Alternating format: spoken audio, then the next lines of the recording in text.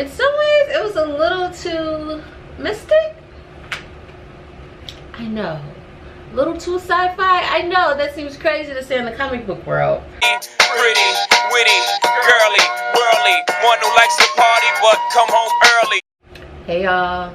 Alright, Ms. Malcolm Hughes here, back with another review. This time it's something a little different, a little bit special. It's actually a review of a Black Panther compilation series. It's Black Panther Long Live the King.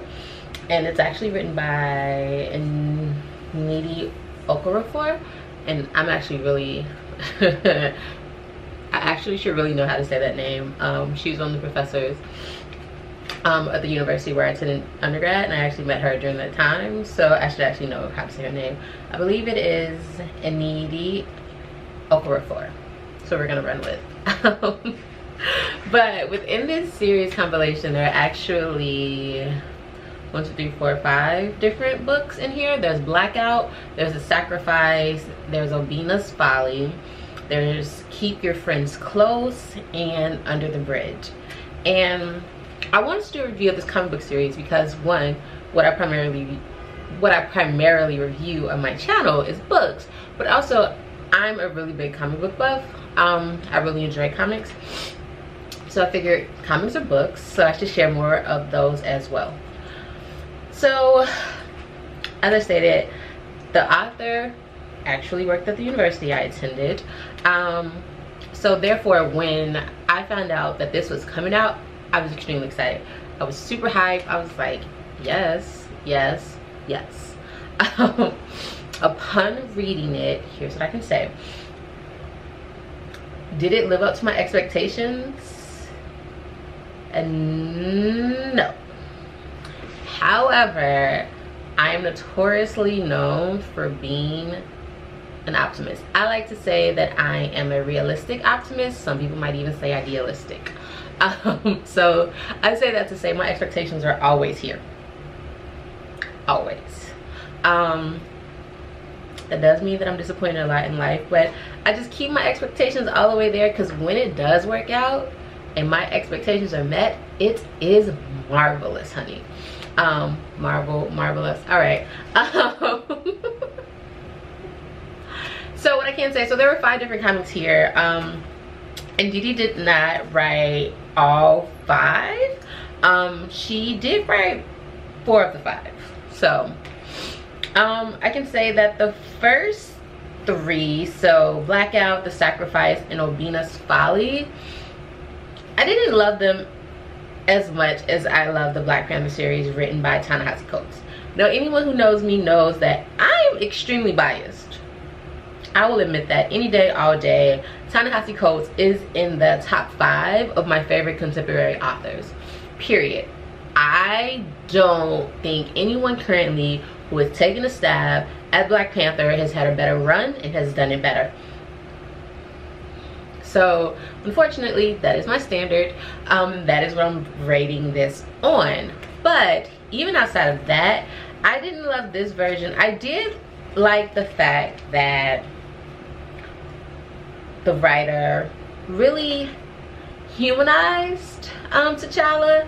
And what I mean by that is, even just from the very beginning, we get to see T'Challa chilling, right?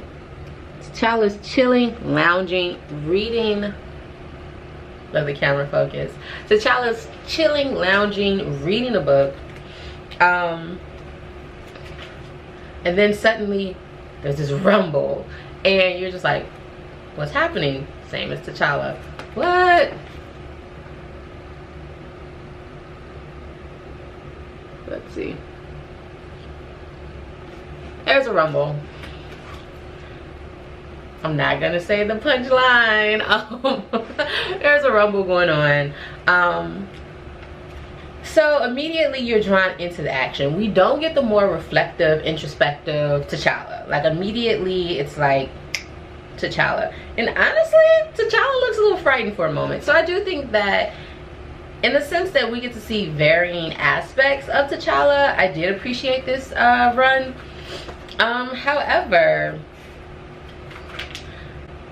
it was a little too, this is gonna sound insane, but in some ways it was a little too mystic.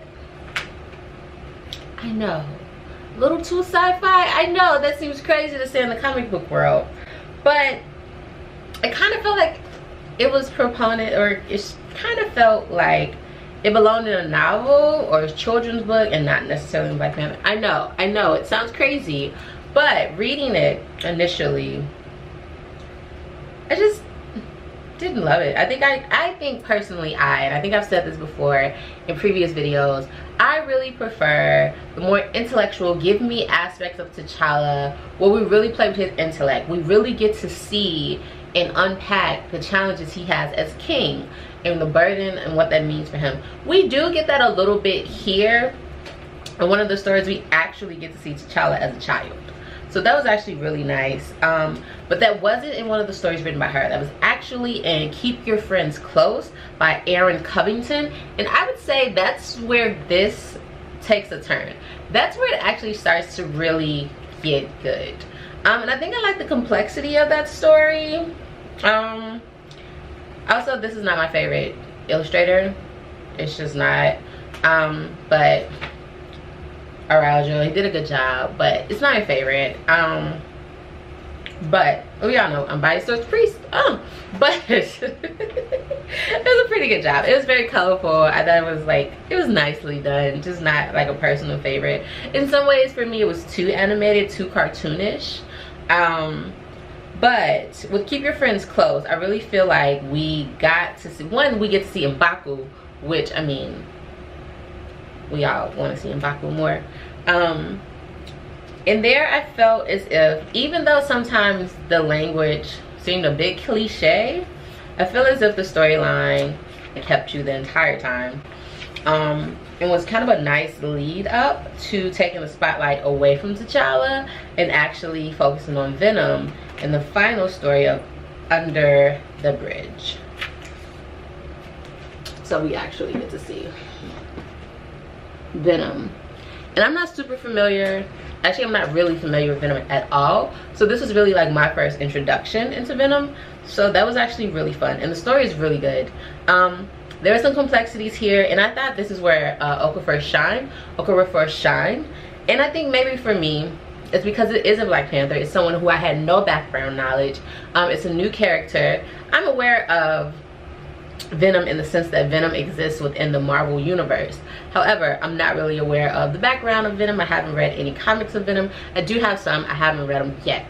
So it was a nice introduction. I like that it took place in Lagos. I like that it has to do with the wedding. I like that it involved the complexity and the intensity of modern versus past, mutant versus humans, and then just how problematic that can be when fear is the impetus in pushing folks toward making decisions, and how as humans we just often fail each other when that is what we have at the forefront. And then also it dealt with class, right, and whether or not the response was required. If you have not and people have, or if you have and people have not, just what is your role and responsibility, and what should the intensity be there. So that's what I got. I liked it. I would say pick them all up, whether individually or complete as a series as I have it here. Worthwhile, definitely worth reading. If you are a T'Challa fan, if you're a fan of the Black Panther, if you're a Marvel Universe person, then I definitely think it's worth checking out. It's not a horrible run. It's actually pretty good. And if you don't walk in with the bias that I sometimes walk in with, you may even really enjoy it. I did like it. I actually don't have anything terrible to say about it. It's actually worthwhile. Like, I would actually, if someone was like, should I read that? I was like, you should. You can read it, and I would have no hesitation in saying that. So with that being said, thank you all for watching. Know that more videos are coming soon. So until next time, as always, love hard, go hard. This is Malcolm Hughes.